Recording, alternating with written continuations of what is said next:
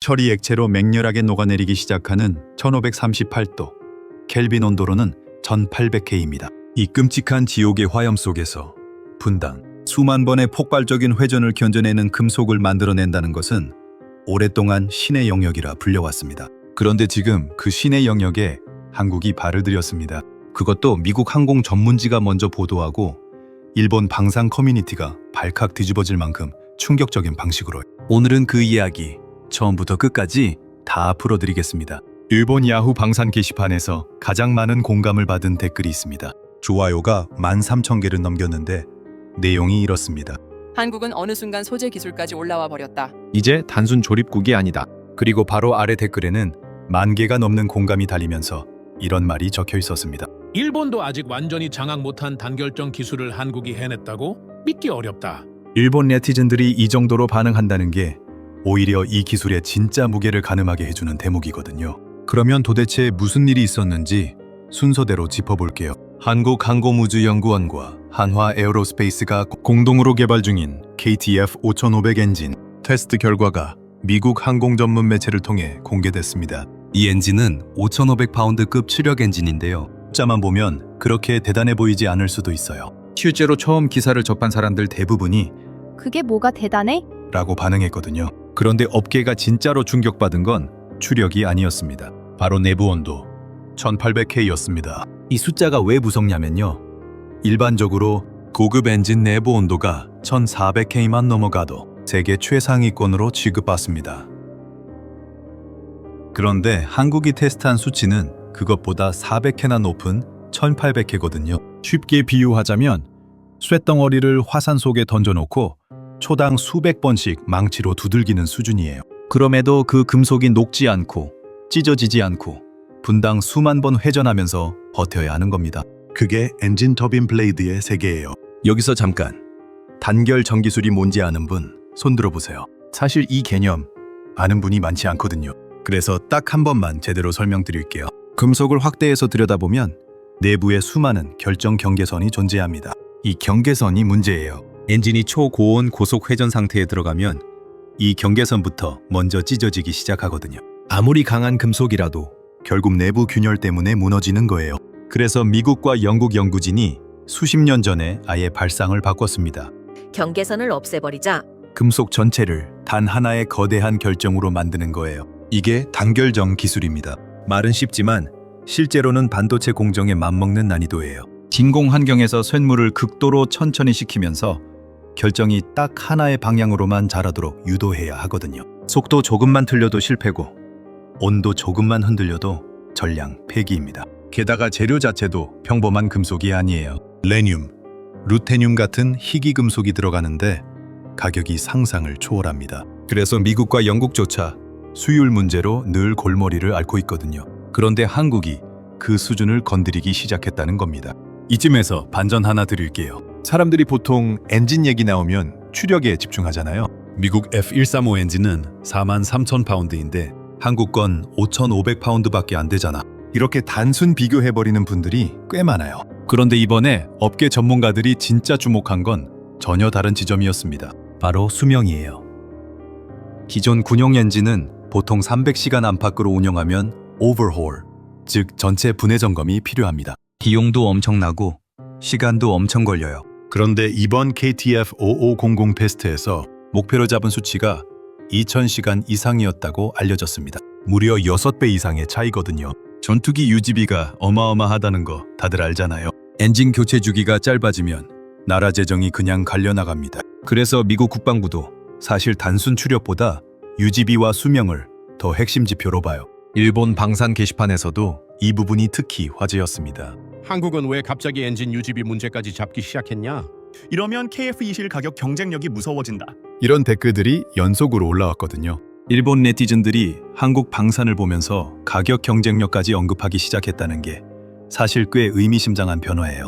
자, 여기서 또 하나 중요한 기술을 짚고 넘어가야 합니다. FADEC이라고 들어보셨나요? Full Authority, 디지털 엔진 컨트롤의 약자인데요. 쉽게 말하면 엔진의 AI 두뇌입니다. 고도, 속도, 기온, 공기 밀도, 엔진 상태를 초당 수천 번씩 계산하면서 연료 분사량을 자동으로 최적화하는 시스템이에요. 이번 KTF에 탑재된 페이덱은 연료 분사량을 0.1mg 단위로 제어한다고 알려졌습니다. 의사가 심장 박동을 모니터링하면서 약 투여량을 미세 조절하는 것과 비슷한 수준이에요. 이게 왜 중요하냐면 같은 연료를 넣어도 더 멀리 날아가고 더 오래 버티거든요. 연비가 완전히 달라지는 거예요. 미국 전문가들이 이 부분을 보고 특히 놀란 이유가 있습니다. 단결정 소재만 잘 만든다고 끝나는 게 아니라 디지털 제어 시스템까지 완벽하게 연결돼야 진짜 현대 엔진이 되거든요. 한국이 이번에 보여준 건 소재 기술 하나가 아니라 소재와 연력화, 소프트웨어, 전자 제어까지 전부 묶인 종합 기술력이었던 겁니다. 그리고 여기서 진짜 불편한 진실을 하나 짚어야 해요. 지금 KF-22대는 미국 G24의 F414 엔진이 들어갑니다. FA-50도 마찬가지예요. 이게 무슨 의미냐면 한국이 아무리 좋은 전투기 기체를 만들어도 미국이 수출 허가를 안 내주면 판매 자체가 막힐 수 있다는 얘기예요. 실제로 과거에 미국산 핵심 부품이 포함된 장비 때문에 수출 협상이 꼬인 사례들이 여러 차례 있었거든요. 폴란드, 말레이시아, 아랍에미리트 같은 잠재 고객들과 협상할 때도 이 문제가 발목을 잡을 수 있다는 게 계속 지적돼 왔습니다.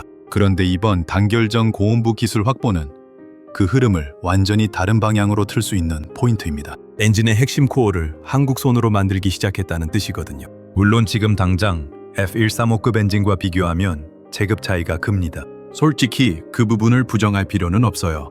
하지만 방향이 생겼다는 게 핵심입니다. 제트 엔진은 코어 기술만 확보되면 그 다음은 스케일업 구조로 갑니다. 압축비를 올리고 크기를 키우고 냉각 효율을 높이면 점점 고출력으로 확장할 수 있어요. 즉 이번 5,500파운드급 성공은 작은 엔진 하나를 만든 게 아니라 앞으로 2만 파운드급 이상으로 가는 입장권을 손에 쥔 것에 더 가까운 의미라는 평가가 나오고 있습니다. 그러면 일본 내부 반응은 어떻냐고요? 사실 이게 되게 흥미로워요. 일본 야후 재팬 방산 커뮤니티에서는 댓글 여론이 정확히 두 갈래로 나뉘었거든요. 한쪽에서는 아직 양산 단계가 멀었다. 수율이 안정화될 때까지는 판단하기 이르다. 라고 하고 다른 한쪽에서는 중요한 건 이미 핵심 기술에 손을 댔다는 것이다. 일본도 완전히 잡지 못한 기술을 한국이 해냈다는 사실 자체가 달라진 현실이다. 라고 반박합니다. 그리고 또 다른 댓글에서는 이런 말도 나왔어요. 한국은 반도체만 하는 나라라고 생각했는데 완전히 달라졌다. 솔직히 일본 네티즌이 이 정도 댓글을 달 때는 진심으로 놀란 거거든요. 사실 둘 다 맞는 말이에요.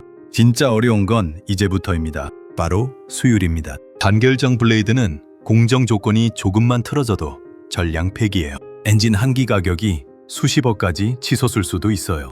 만약 양산 안정화에 실패하면 오히려 미국 제품보다 비싸지는 역설이 생길 수도 있거든요. 반도체가 결국 수율 싸움이었던 것처럼 엔진도 똑같은 싸움을 앞두고 있는 겁니다. 근데 여기서 한국이 다른 나라들보다 유리한 부분이 하나 있습니다. 제조업 DNA예요. 한국은 이미 반도체, 배터리, 조선, 자동차 산업에서 초정밀 대량 생산 최적화 경험을 쌓아왔습니다. 공정을 한번 잡으면 무섭게 효율화하는 능력. 이건 아무나 가질 수 없는 거거든요. 미국 방산 전문가들도 이 부분을 주목하기 시작했어요. 한국은 한번 생산 체계에 들어가면 무섭게 최적화한다. 이런 평가가 실제로 나오고 있습니다. 자, 이제 진짜 소름 돋는 미래 얘기를 해볼게요.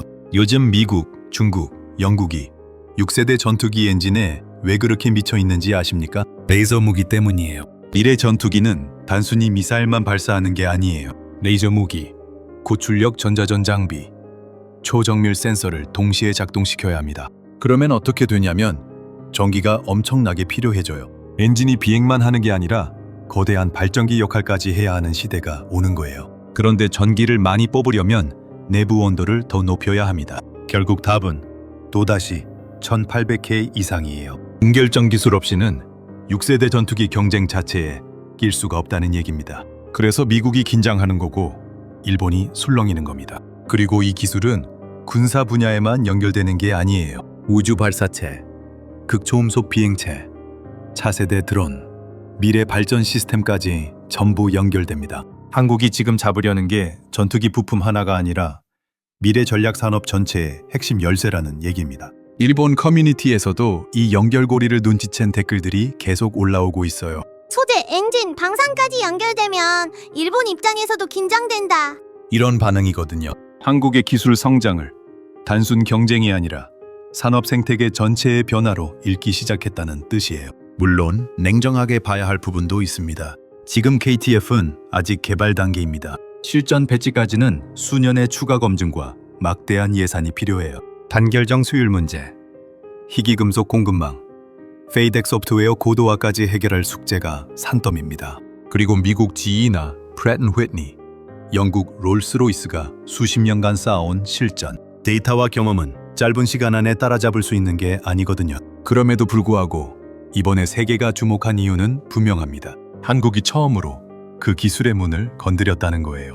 2000년대 초반 한국 반도체를 아무도 인정하지 않다가 지금은 삼성과 하이닉스가 세계 시장을 좌우하잖아요. 그 흐름이 방산 엔진 분야에서도 똑같이 시작되고 있다는 신호가 이번 KTF 5500 테스트였다는 평가가 나오는 겁니다. KF-21 수출 협상, 6세대 전투기 경쟁, 레이저 무기 시대, 그리고 우주 산업까지 이 모든 게 하나의 기술로 연결되기 시작했거든요. 자, 여기서 여러분께 진짜 궁금한 게 있어요.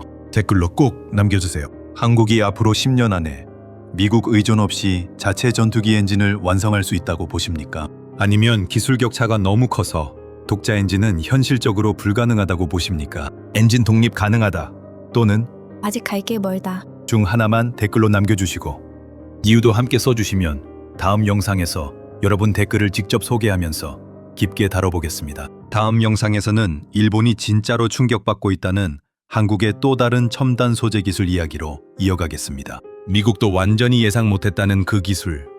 솔직히 이번 엔진 이야기보다 더 소름 돋을 수 있습니다. 구독과 좋아요 지금 눌러두시면 업로드 즉시 알림 드릴게요.